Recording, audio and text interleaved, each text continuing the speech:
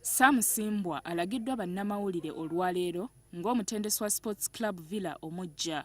Omukulu ono aweereddwa omujoozi gwa nnamba 17. Dennis Mbidde ng'ono yamyuka pulezidenti wa kiraabu eno ategeezezza nti okuwa Simbwa omujoozi guno kubadde kumutuma awangulira ttiimu ya Villa ekikopo kyabwe ekye-17 mu liigi.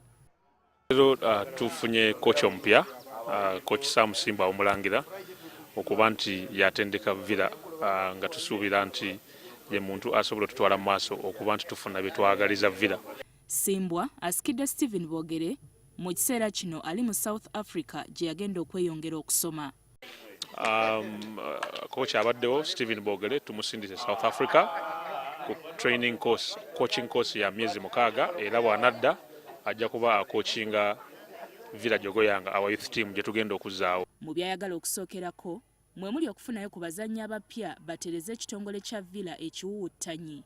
Mba njagala tuwangula emipiira mingi era njagezaako nnyo naye sisobola kuba wagala nti gyonna nja giwangula. Siri Katonda, siri Jesus kukola miracles, naye bwe tunaabeera wamu ne ba-assistant bange na administration executive manyi tujja bituukako.